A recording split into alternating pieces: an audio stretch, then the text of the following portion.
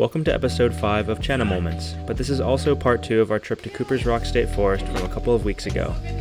In part 1, we left off at the end of our warm-up on our second day of the trip. For the second day, the main climb I had on my mind was a V9/10 called Brain Fog. However, my skin was pretty thin and I was feeling pretty fatigued. This episode will focus on how I approach harder climbs and tactics for climbing outside.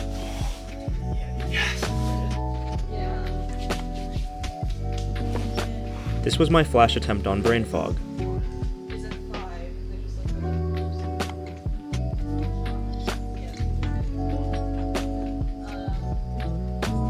Most of the holds were better than I expected, but this big right hand dead point felt hard. The left hand is pretty good, but it's not angled well to create tension with the next right hand. I was originally trying to do this move with my right foot far to the left. I felt pretty close to sticking it this way, but realized it would be hard to keep tension between the right hand and foot. Next, I tried a right drop knee and stuck the move first try in isolation. The next move was also pretty tough for me because of the high left heel, and the hold you're going to isn't great. My skin was also pretty sweaty and it was starting to get warmer, so I cooled my hands down between attempts by placing them on the cooler rocks that were around us.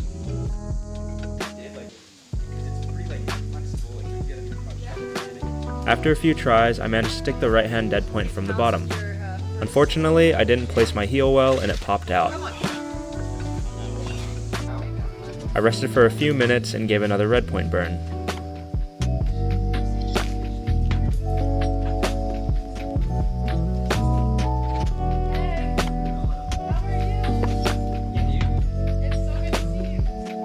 On this attempt, I placed my left heel a bit higher on a more in-cut part of the hold.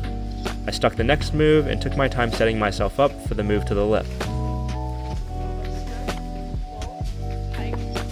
I couldn't actually see around the lip, but managed to grab something that was just enough to get up to the bucket jugs above. I was happy to get this boulder done quickly. To the left of Brain Fog is another V9/10 called Softies Club that was recently established by Andrew Leach.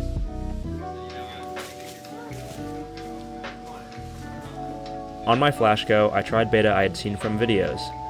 Most of the holds were pretty good, but the right hand crimp felt quarter pad for me and very sharp. This crimp was concerning to me because my skin was thin from the day before and I didn't want a finger split to be bothering me for the rest of the trip. I decided to try the last move in ISO to see if I could pull off the crimp. Another group that joined us tried this beta, skipping some of the moves I had done, and it looked promising, so I tried it in ISO. I was surprised with how good it felt, and I managed to link the moves using the crimp.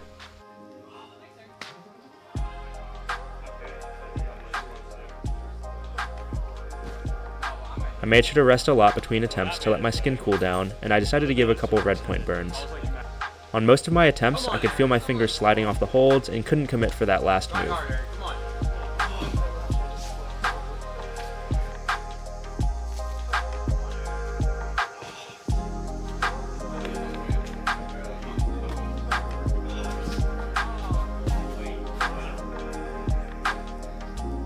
I had one good attempt where I committed to the last move, but was just barely shallow of the right hand on the jump. Although I really wanted to do this boulder, we still had one more day of climbing, so I decided to leave it for the day. For the rest of the day, I just brought my friends to climbs they had not tried before and repeated some anti-style boulders. At the end of the day, we checked out this little wall with holds that were more gentle on the skin, but the holds tended to seep. The hardest established line is this traverse called Foil Me Twice, and Tom and I managed to send it in a few attempts.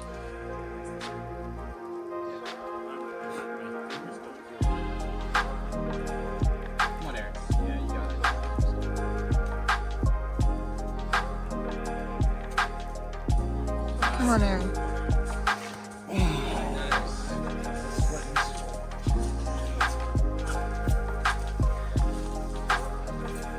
After a full day of rest, I went back to Softies Club. It was a lot cooler, but my skin did not recover well despite the full rest day. Unfortunately, my first attempt doing the last move in ISO to warm up, I got a finger split on the crimp. I put on tape and super glue and still managed to do the last move in ISO, so I decided to go for red point burns.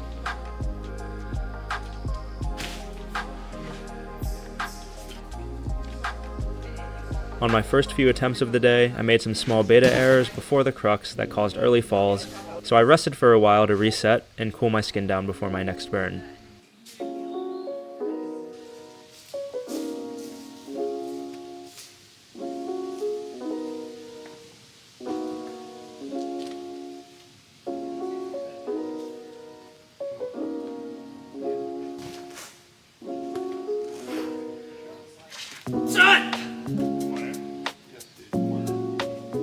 I made sure to place my hands and feet carefully, and despite the finger split, I managed to keep it together and take it to the top.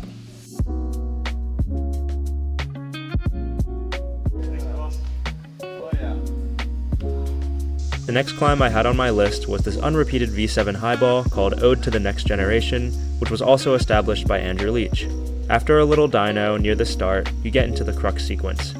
Andrew used this undercling and slopey feet to reach up to a pretty small crimp for your right hand.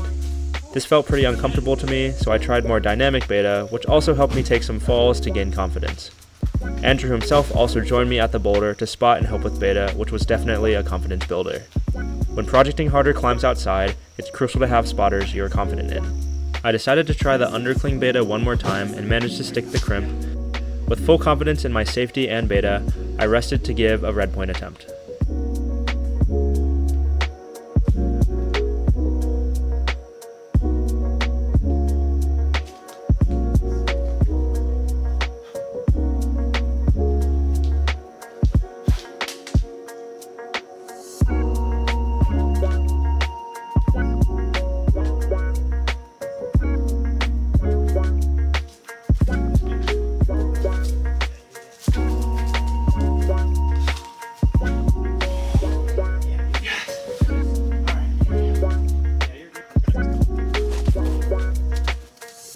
I managed to get through the crux and make it through the easy but pretty spooky top sequence.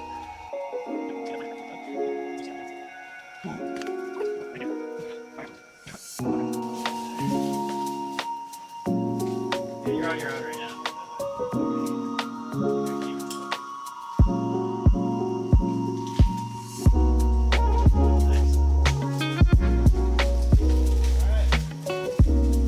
Unfortunately, getting down by using this rope would be just as scary as going up. Regardless, this was an amazing boulder that definitely pushed me out of my comfort zone, and it is definitely a new highlight in my climbing career. I did not want to keep going down the rope. For the last climb of this video, my wife worked on this challenging V6 next to brain fog called Down in a Hole, which was established by local legend Ray Weber. The main reason it was hard for her was that she was not long enough to do the beta that most people do. She had to use a powerful heel hook, which she is not a fan of. She tried the move a few times on our second day of the trip, but had trouble keeping tension on the heel. When we came back to it, she figured out how to keep the heel and found beta to get through the roof. On one of her attempts, she got through the heel hook, but dabbed a bit on the pad. You're good. That's fine. We worked out how she wanted the pads to be positioned for each part of the climb, prioritizing both safety and her comfort level. When she stuck the heel hook move, she wanted me to move the pad off a rock in the landing area, but I put our extra clothes on the rock so there would be at least some cushion. After we figured out the pad situation, she gave another burn.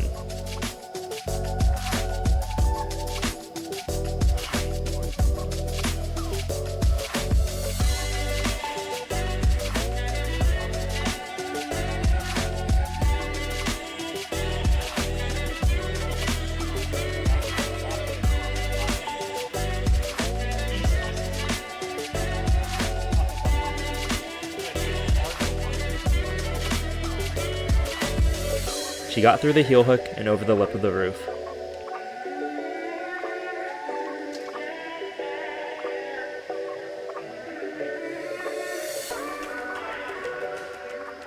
The rest of the boulder was an easy slab that was a bit tall, but she remained composed and got through it. She often has to find alternate beta for climbs due to her height, so it was cool to watch her figure out this climb and execute on it. That's the end of this episode, so thank you for watching. I'm really glad that I got to share this trip with you guys in this format, and I hope you enjoyed it. If you have any questions about climbing outside, please leave them in the comments below, and I'll see you in the next episode.